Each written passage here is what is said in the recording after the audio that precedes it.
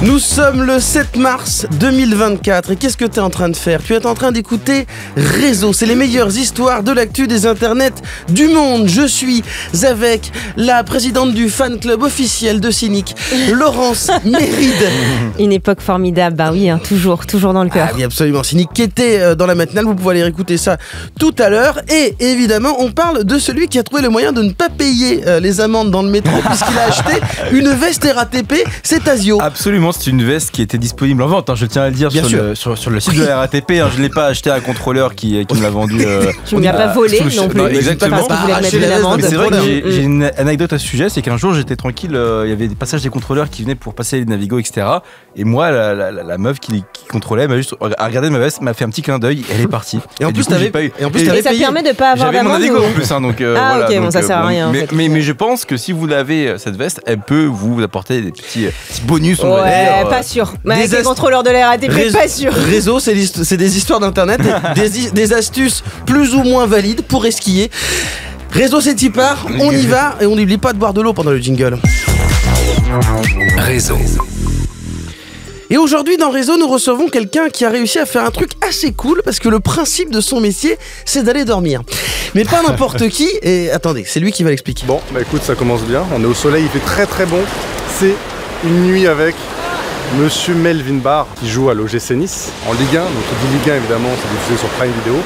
Melvin, pour bien commencer cet épisode, est-ce que tu peux te présenter? Ouais, tu l'as dit, Guérin, il dort pas avec n'importe qui. C'est souvent des footballeurs, des sportifs ou des personnalités, en général pas plus d'une ou deux nuits, d'où le nom de sa chaîne YouTube, Deux nuits avec, un format qu'il a lancé en 2017 en allant à la rencontre du champion de handball français, Quentin Mahé. Salut Florian Gauthier. Salut l'équipe. Bienvenue dans Réseau. Merci. Alors, comment ça va? Bah en pleine forme, merci pour l'accueil. Bah écoute, avec plaisir, on est content, on avait parlé de toi dans l'émission parce qu'on trouvait que le contenu était intéressant. T'as bien dormi, c'est pas trop tôt?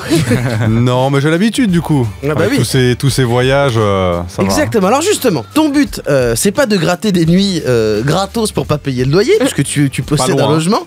Deux nuits avec, c'est un concept de vidéo qui permet de partir à la rencontre de personnalités au parcours singulier. Alors, en Thaïlande avec le footballeur Lons Diarra, qui évolue dans le championnat thaïlandais depuis plusieurs années, ou avec l'entraîneur du club du Stade d'Abidjan en Côte d'Ivoire, ou absolument. même en Ukraine pour parler de foot en temps de guerre avec Ange Freddy Plumin, globetrotter du football. En fait, pour toi, le sport, c'est un prétexte pour faire une forme de journalisme différent. Comment tu décrirais ce que tu fais? Bah, c'est exactement ça. Moi, j'ai fait une école de journalisme. J'ai toujours voulu être journaliste sportif depuis la 3e, et quand j'ai une idée en tête, c'est dur de me l'enlever.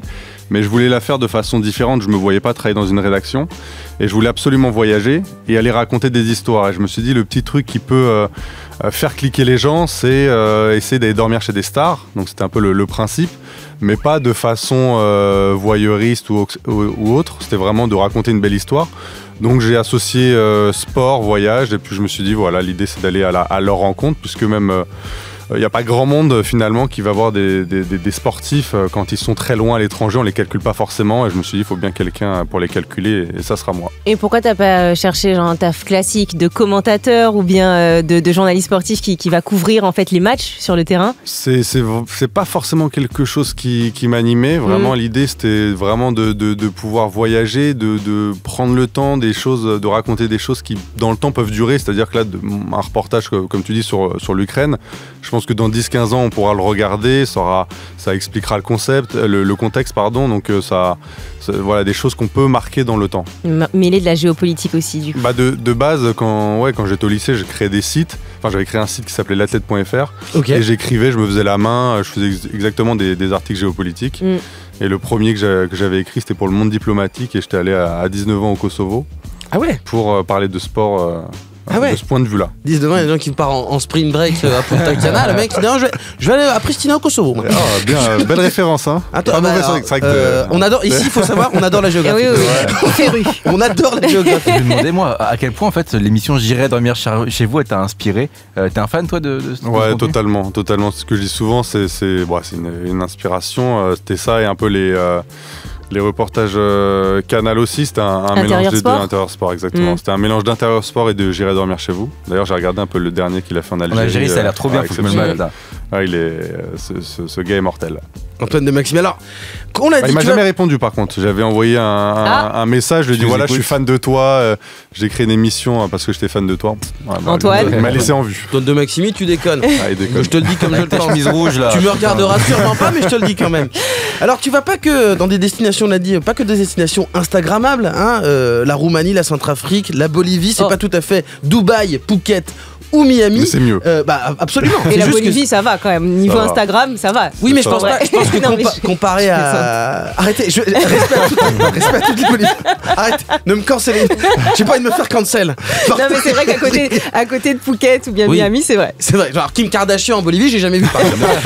Mais aussi, on l'a dit, t'es parti en Ukraine. Tu m'as dit par message d'ailleurs, je sais pas si on peut le dire, que tu revenais de Russie. Absolument. Alors, c'est pour le frisson du danger ou c'est parce que t'estimes qu'il y a de bonnes histoires à raconter que tu choisis ce genre de destination? Et surtout, comment ça se passe pour aller dans ces destinations en guerre?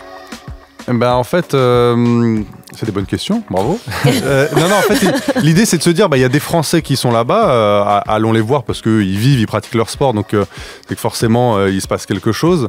Alors pour l'Ukraine, c'était vraiment raconter du point de vue du pays agressé, de montrer que ils ont remis le foot au goût du jour et que ça se passe bien et que voilà, la vie reprend. Et du côté russe, à l'inverse, c'est de se dire qu'il y a des Français qui y vont. Et alors bon, t'es à Saint-Pétersbourg, donc t'es très loin du conflit, donc la vie, pareil, continue. Tu vas sur place, évidemment, personne n'est pour la guerre. Et ce qui est intéressant, c'est que le basketteur en question, du fait qu'il est signé en Russie, est banni de l'équipe de France, donc il n'a plus le droit de participer aux Jeux Olympiques, alors que c'est quasiment un meneur historique et on a vraiment besoin de lui. On peut dire son nom du coup? Oui, c'est Thomas Hurtel. Absolument. Et puis en même temps, il y a un autre Français qui jouait avec lui. Tu as un coach qui était aussi français que j'avais rencontré en Nouvelle-Zélande et qui était ici. Et comment tu rentres dans ce pays? En fait, ça reste très simple. Tu fais ton e-visa, tu passes par l'Azerbaïdjan ou Istanbul, tu arrives. Moi, j'avais un peu peur du fait que j'étais allé 4 mois avant en Ukraine. Ils ont vu mes tampons, ils ont rien dit. Ils m'ont un peu fait poireauter quand même 45 minutes en me prenant mon passeport. Je me suis dit, j'espère que je vais pas rester trop longtemps ici. Et en fait, ils vérifiaient juste le passeport. La dernière page était un peu abîmée et puis après, ils m'ont dit, c'est pas de souci. D'accord, donc tu as dû quand même passer par. Tu as dû détourner, tu peux pas faire un vol Paris-Saint-Pétersbourg. Non. Et puis après, tu arrives sur place et du coup, comme tu as les sanctions européennes, tu te retrouves bête puisque tu peux rien payer du coup. Je pouvais pas payer l'hôtel, je pouvais pas retirer d'argent. Parce que tu as une carte bleue française, c'est pour ça? C'est ça, Visa, Mastercard. Et eux, ils ont retiré la Russie de leur architecture bancaire. Du coup, heureusement que tu as les Français qui avaient un compte russe sur place, sinon t'es pas bien. Et comment est-ce que tu trouves toutes ces histoires? Parce que des champions de handball, Thomas Hurtel, qui est international de basket français, des joueurs de Ligue 1, de Ligue 2, d'accord, on peut comprendre. Je veux dire, on peut comprendre, c'est plus accessible. Mais par exemple, Hugo Boumous, qui joue en Inde, des joueurs en Nouvelle-Zélande, des gens qui jouent en district en France et qui maintenant jouent en Bolivie, en Ukraine. Comment est-ce que tu les trouves, toutes ces histoires? Et quel est ton historique Google? Même le coach le plus jeune de France aussi. En Congo. Après, c'est vrai que c'est plus facile à trouver en Côte d'Ivoire. Le coach le plus. Mais il faut les trouver quand même, c'est vrai, ces personnalités. Je fais un peu une veille, c'est-à-dire que je vais regarder tous les pays un peu improbables. Là, j'avais même regardé au Tadjikistan, j'ai vu qu'il y avait des Camerounais qui y jouaient, je les ai contactés. J'essaie de voir un peu tous les francophones vraiment dans le monde entier. Après, l'avantage maintenant, sur Twitter, dès qu'il y a un Français ou un francophone qui va dans un pays comme ça, on m'avertit tout de suite. Pour le coach à Abidjan, c'est son agent qui m'a écrit en me disant voilà, j'ai un profil super sympa. Voilà, c'est tout un tas de choses. Mais vraiment, je cherche, je vais sur Transfer Market, je tape Tadjikistan, Ouzbékistan et je regarde la liste des Français. Football Manager aussi un peu ou pas? Absolument. Non, mais vraiment, tous les moyens sont bons. Il y a des gens qui travaillent, qui sont professionnels de Football Manager, mais juste ils vont sur Football Manager pour faire des reportages. Non, mais c'est vrai, c'est génial ce qui se passe avec Football Manager. On n'a pas que ça dans la vie des fois. C'est un super outil de recherche. Fais une chronique à ce sujet, voilà. Mais d'ailleurs, ton concept, toi, c'est 2 nuits avec. Des fois, t'arrives d'en passer qu'une seule, je pense, au niveau des disponibilités de chacun, etc. En fait, j'ai décliné le concept. Une nuit avec, ça va être pour Prime Video, où je vais aller dormir une fois par mois chez un joueur de Ligue 1 ou Ligue 2. Parce que du coup, faut bien aussi en vivre. Et moi, ma façon d'en vivre, ça va être de décliner le concept pour des marques. Ok, d'accord. Donc là, par exemple, pour les Jeux Olympiques, je vais faire 2 jours avec. des athlètes Samsung. Ok, d'accord. Et sinon, Une Nuit Avec, c'est vraiment pour ton partenariat avec Prime. Absolument. Okay. C'est juste pour différencier. Le concept est le même, mais il faut juste différencier pour que les gens essayent de s'y retrouver. D'accord. Okay. Et justement, d'ailleurs, moi, je me demandais, c'est quoi la différence principale que tu ressens quand tu passes 2 nuits avec une personne? Est-ce qu'il y a un truc en mode tu apprends plus de choses? Qu'est-ce qui te permet d'aller plus en profondeur? Genre, c'est quoi un peu le mood, quoi? Pourquoi t'être arrêté sur ce site 2? En fait, je partais vraiment du principe de me dire que quand on fait une interview classique, on va avoir 20 minutes, une demi-heure avec la personne et en fait, t'as pas le temps de vraiment creuser, ça reste trop superficiel. Et je me dis, la façon d'en apprendre plus, c'est vraiment de rester un petit peu de temps avec lui. Je me suis dit, une journée, c'est peut-être même un peu court. L'idée, c'est vraiment de briser la glace. Et par exemple, souvent, quand je vais en déplacement, vraiment, la première demi-journée ou quoi, on va énormément parler en off. Donc, c'est-à-dire que même moi, je vais partir, je vais avoir des idées de questions ou quoi et je vais voir que en fait c'est peut-être pas la bonne piste, lui va me raconter un truc, on va peut-être plus axer sur ça et vraiment souvent la deuxième journée on se réveille, la personne en face calcule même plus la caméra, c'est vraiment comme si on était 2 potes ensemble. Et donc je me suis dit vraiment c'était la bonne solution. Après 2 nuits, j'allais pas rester non plus une semaine. Justement, j'allais te demander, est-ce que t'as déjà eu envie de te dire ah putain j'aurais aimé rester plus longtemps, même d'aller peut-être sur un format à un moment genre un peu événementiel où tu passes une semaine entière avec quelqu'un, je pars en vacances avec Zinedine Zidane, genre ça. En coloc avec Thierry Henry. Ouais, en vrai, partir en vacances, je m'étais fait la réflexion. Après pour le coup c'est compliqué parce que pour les sportifs quand ils vont en vacances ils ont vraiment envie de décompresser. Oui, et là pour le coup c'est compliqué. Mais il y a certains reportages où je vais rester un peu plus longtemps.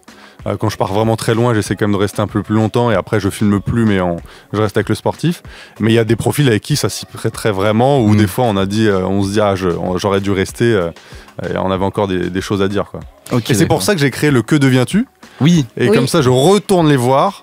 Ça me permet, parce que souvent même je finis par vraiment très bien m'entendre avec tout le monde et je me dis il y a des fois on m'invite à revenir un week-end ou quoi et j'ai pas le temps parce que je veux toujours faire des nouveaux épisodes et ça me permet de retourner les voir et de faire du contenu en même temps. C'est trop bien.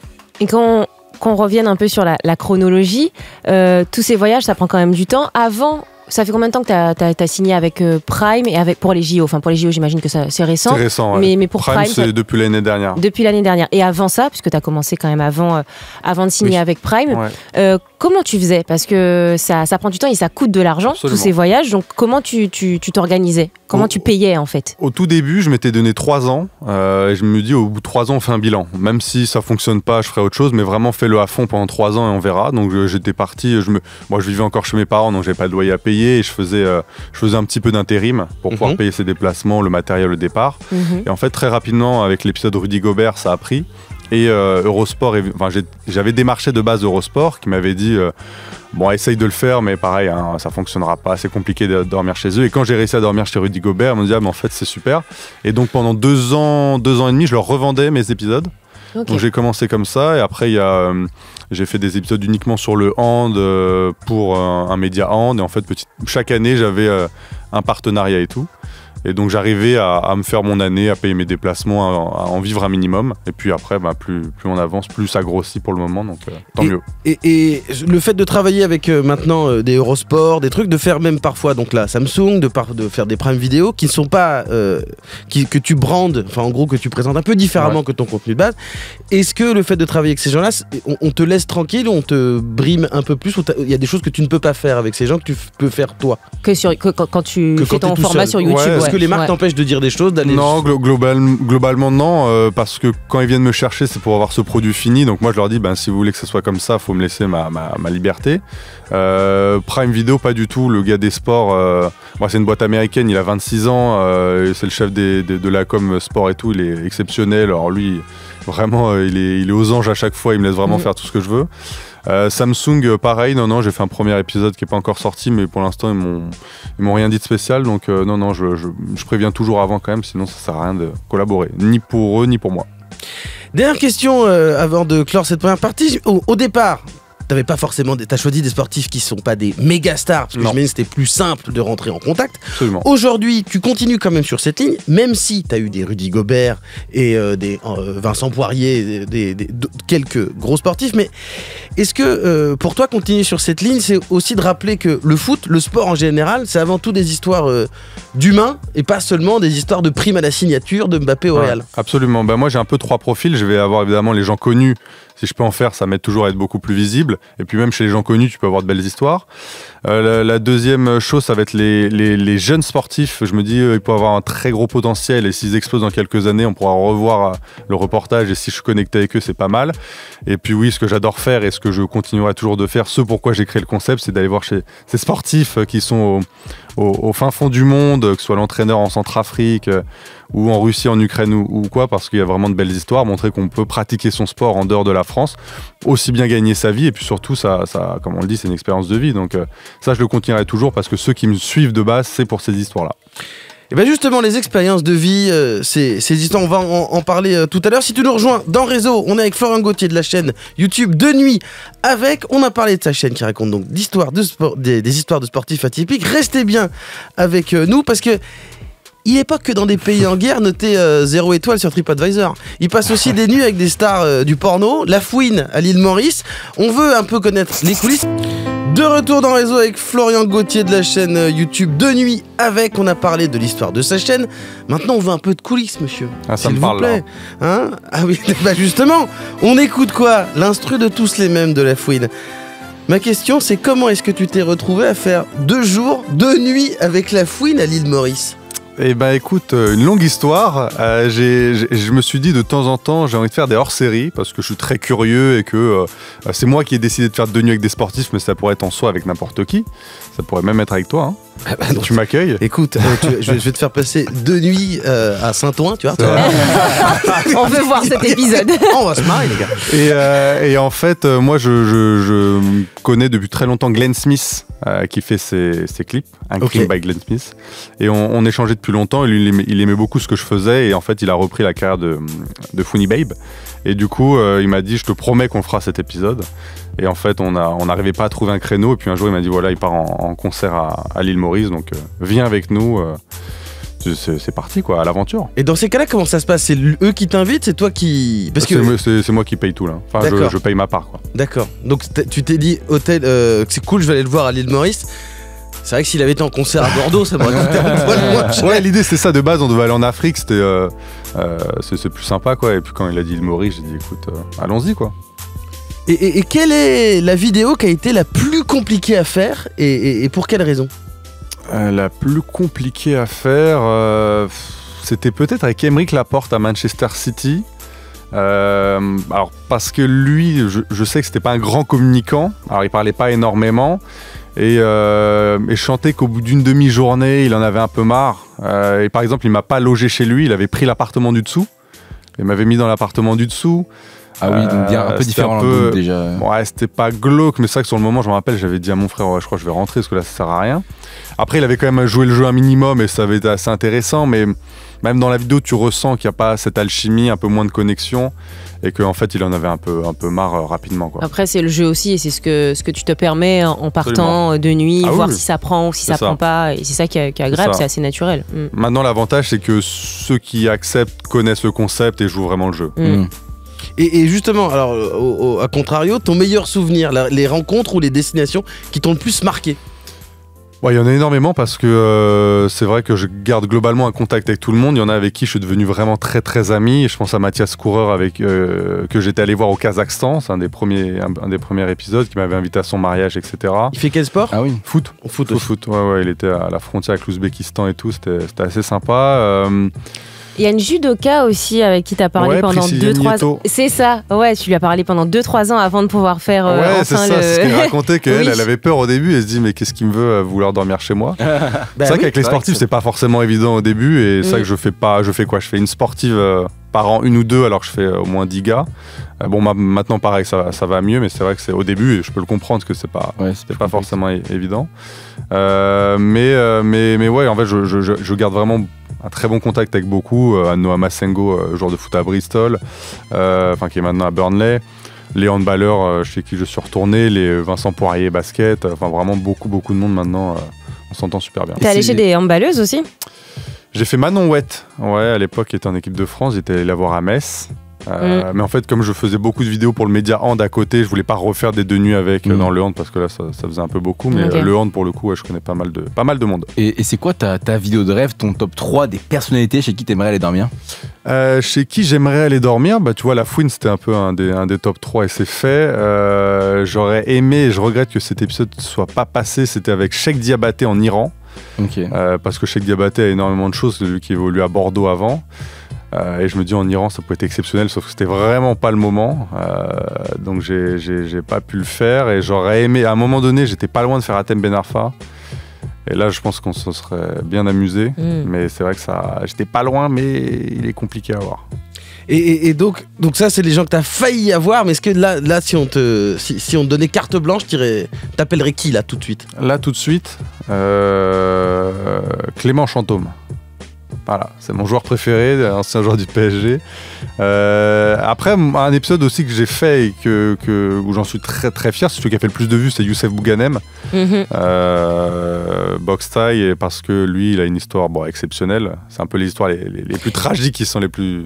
Mais ce que je trouve excellent dans cette vidéo, c'est surtout qu'il te dit ouais, non mais tranquille, le soir, on est posé et tout, et tu te retrouves, je sais plus, à faire un déménagement. Ouais, c'est ça. En fait, tu t'as dit oui, là on va aller se coucher, et tout d'un coup il y a un gros frigo derrière un camion, et tu te retrouves à faire un déménagement, et le gars il fait comme si oui, sa vie tranquille, il n'y a rien qui se passe. Ouais, c'est ça, c'est exactement ça. Lui, il a un appartement, mais il avait aussi construit une maison un peu pour sa femme et lui. Mais lui, il aimait dormir dans sa salle de boxe. Ouais. Donc il m'a dit bon, attends, ma femme là veut qu'on aille mettre le canapé, viens, on va faire ça. Mais ce qui était assez fou dans cet épisode, c'est au-delà du personnage qui était vraiment incroyable, très philosophe, et quand il te regarde dans les yeux, tu sens qu'il a une histoire. Mais c'est vraiment cette détente, et c'est un des premiers qui en gros m'a dit tu me poses les questions que tu veux, enfin je répondrai à tout, mets ce que tu veux, moi j'ai rien à perdre, je m'en fiche. Et c'est lui à chaque fois limite qui me disait allume la caméra, là je vais te dire un truc, et en fait je filmais tout le temps, ce qui m'arrive pas, souvent c'est un peu par séquence. Là il me disait vas-y allume, et puis il se mettait à parler, et puis c'était vraiment incroyable. Bien, et on arrive presque à la fin de cette émission, mais il reste encore une séquence, c'est le radar de Tazio. Du lundi au vendredi, toute l'actu des réseaux, avec Guéran, Laurence et Tazio. Voilà, il a repéré des contenus en sous-marin sur les réseaux, c'est ce qu'on appelle le radar de Tazio. Et je vais te faire passer des petits magnétos et tu vas me dire un peu ce que tu en penses en te posant des petites questions. Okay. Le premier contenu qui nous vient tout droit d'un compte TikTok très connu. Salut, t'habites où? Sur la Seine. C'est vrai? Ouais, c'est une île qui est accessible uniquement par bateau. C'est le seul moyen d'y aller. Incroyable. Et bienvenue. Merci. Moi je me dis ici c'est Stargate en fait. T'es à Paris, tu montes sur le bateau et là en 2 secondes t'es téléporté à la campagne au bord de l'eau. Qu'est-ce que tu penses, toi, de ces vidéos de personnes qui se font aborder dans la rue comme ça et qui font visiter leur appartement, et d'ailleurs, dont la spontanéité est souvent très fake? Remise en question. Oui. Moi, je trouve ça sympa si les appartements ou ce qu'on visite, c'est assez extraordinaire, c'est toujours bien. Moi, j'aime bien ce concept-là avec les bibliothèques. Je suis un peu féru de littérature et c'est vrai que je suis un peu curieux de voir ce que les gens lisent. Mais dans l'idée, je trouve ça assez cool parce que ceux qui s'y prêtent au jeu montrent souvent des choses un peu sympas. Et bon, on sait que c'est un peu fake comme tu dis au début, mais après, c'est ce qui montre qui est cool. D'ailleurs, je me dis que c'est un petit peu l'inverse que toi tu fais. Là, c'est un format qui est très court, qui est très haché, qui prend peu de temps, on va dire, à se focus sur les gens et qui va plutôt être sur l'aspect matériel de l'endroit plus que sur le fond de la chose. Et je trouvais ça intéressant de t'en parler justement. Second extrait, une vidéo du fameux Jawad qui nous expose sa dernière idée de business. Ceux qui veulent que je les héberge, c'est très très bientôt le projet. On est en train d'aménager l'appartement. Donc ceux qui veulent que je les héberge, vous passez en privé sur Snap. Les muffins, Roses, tous ceux qui veulent que je les héberge. Bien sûr, c'est payant. Après, vous avez le dîner, le petit-déj, tout compris. Comment tu réagis à chaud là comme ça à ce contenu? Moi je trouve ça honteux. Déjà moi c'est pas des choses qui m'intéressent. Donc tu irais pas dormir chez lui? Non, même tu vois, c'est des choses pour le buzz et moi c'est pas des choses qui m'intéressent. C'est-à-dire que même les contenus que je fais, souvent j'aurais pu sortir des séquences qui m'auraient fait entre guillemets exploser, mais j'y vois pas l'intérêt parce que je pense qu'à long terme c'est pas viable. Et bon là pour le coup ça a aucun intérêt. Je comprends, il est même pas drôle. Je vois vraiment. Qu'est-ce qui fait toi que d'ailleurs tu n'irais pas dormir chez quelqu'un? Qu'est-ce qui fait que est-ce qu'il y a des personnes avec qui tu n'aimerais pas du tout aller faire ce genre de concept? Je pense qu'il y a des personnes là comme ça, je pourrais pas te donner de nom, mais je pense que typiquement Jawad, mais si j'y vois pas un intérêt, je vais pas dire intellectuel, mais une belle histoire à raconter, c'est quand même qu'il y ait du positif qui en ressorte. Mais t'essaierais d'éviter par exemple pour pas je sais pas, des footballeurs qui sont souvent dans la sauce. Si par exemple t'as l'occasion d'aller dormir avec Benzema, tu le ferais? Ouais, bien sûr, parce que après c'est aussi leur donner la parole, parce que souvent, bah, tu vois, Thomas Hurtel que je suis allé voir en Russie, il a une très mauvaise image, mais il a aussi une défense à apporter, et puis en fait, il y en a qui ont une mauvaise image, mais en fait qui sont super sympas. Normalement, j'espère, je croise les doigts, aller voir Serge Aurier à Galatasaray, et tu le vois, on sait qu'il a une image très négative, alors justement ceux qui le connaissent me disent que c'est un joueur, mais il n'y a pas plus sympa, vraiment exceptionnel, donc c'est des images à redorer, dans ce cas-là, ça... C'est ça, en plus ça donne lieu à plein d'anecdotes, ils peuvent revenir aussi sur des moments où on les a accablés, certaines histoires, typiquement, je pense à Ribéry aussi, un tas d'entre eux. Ribéry, voilà, on en parlait, Ribéry, ça c'était... ça a été une histoire que j'aurais aimé faire. Bon, c'est toujours faisable. Ouais, mais c'est pas perdu, non? C'est pas perdu. Parce qu'en plus, c'est des gens. Parce qu'en fait, tu dis ils ont des mauvaises images, mais parce qu'ils ont pu faire des erreurs eux. Mais c'est vrai qu'à ce moment-là, on leur a rarement donné la parole. Il y a un tel tollé médiatique, on n'entend même pas leur voix. Exactement. Et même ni même des espèces de moments où ils peuvent dire, ouais, j'avoue, j'ai merdé. On les a même. On les entend même pas. On les entend. Jamais. Et tu dis, il y a des séquences que tu aurais pu sortir, qui t'auraient fait exploser, que t'as refusé. Tu peux donner des exemples? Non, c'est pas des énormes trucs, non, mais ça va être des choses qu'ils disent. Après, ils voient que j'avais la caméra allumée, qu'ils disent ça, évite de le mettre. C'est pas des énormes trucs. Ah oui, d'accord. Ah, tu veux dire, mais c'est pas forcément quelqu'un qu'on t'avait proposé, genre on t'a pas proposé quelqu'un en disant oui, ça, si je le fais, c'est. Ah oui, non, pas spécialement. C'est vraiment pendant que je tourne, tu vois, il y a des choses un peu pas polémiques, mais il y en a qui vont faire des vannes sur Insta, exactement. Des trucs ou des vannes sur des potes, ou des papotes. Carrément. On évite. Ouais. Bah écoutez, est-ce que tu veux qu'on coupe des choses de cette émission? Pas du tout. T'inquiète, on peut le faire. Au contraire. On garde tout. On rajoutera même au montage. Merci beaucoup. On rajoutera des trucs. On rajoutera des trucs scandaleux à la fin. Merci beaucoup, Florin, d'avoir été avec nous. Merci beaucoup pour l'invitation. Réseau, toute l'actu d'Internet. Guéran, Laurence et Tazio.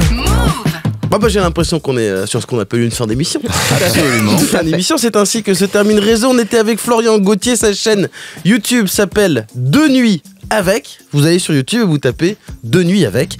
Et le dernier épisode en date, c'était avec... C'était Peter Corneli. C'est Peter Corneli à Monaco. À Monaco, absolument. Non, c'est Melvin Barr. Melvin Barr, en fait. Melvin Barr, ouais, carrément. Oui. Melvin Barr, c'est Une Nuit. C'est Une Nuit Avec, c'est ça. Tu suis. C'était le petit piège. C'est vrai que c'est Une Nuit. C'est des vidéos faites avec une plateforme.